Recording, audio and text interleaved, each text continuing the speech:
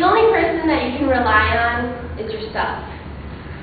That is the quote that I drew from Huxley's quote, which is, the only completely consistent people are the dead. I agree with this. I want to share with you 3 examples of why I think that this is true. A political example, a relationship example, and something to do with school. Obama, Bush, any political figure that you see, they always tell you that they're going to do this and they're going to do that, and they never end up doing it, or they do, but they're never consistent. I believe that, for example, Bush, when he was telling everybody that he was going to do a bunch of things, he never ended up doing them. That's all I have to say about that. And my second example is a relationship example, because as a single girl, there's a lot of men who say that they will call, and they do call, and then the next day they don't call, and that is very inconsistent, and even I know that I'm inconsistent when it comes to relationships. Everybody is. My third example is like a speech class, maybe, when you're standing there and you're not fidgeting during your speech and you think that you're doing everything right. Your teacher still has something to say about what you did wrong. And so, although Mr. Kirkham is very consistent, some speech teachers are not. And those are 3 ways that people aren't consistent in life. Nobody is. You can only rely on yourself, like I said in the beginning, because I believe that I'm consistent. I'm sure that we all do.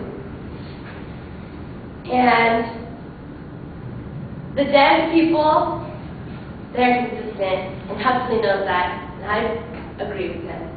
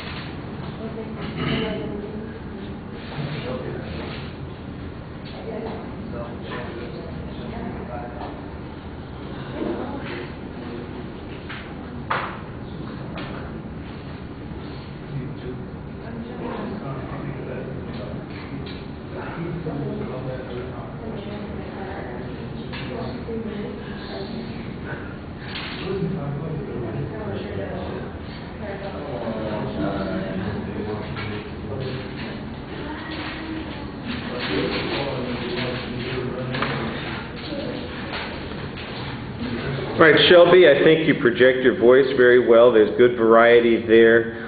There is some hesitation and some awkward pauses occasionally, especially in the first part of the speech. You seem a little uncertain about where you're going sometimes, and maybe that's where some of the anxiety is coming out. You have very good gestures when you're talking to the audience from the waist up. From the waist down, you're just anxious and nervous. You're crossing your legs and you're shifting your feet around a little bit. So that's sort of where all your anxiety is coming out. I thought with your gestures, you looked like you were trying to turn that anxiety into something that involves the audience and it makes you more active in the presentation.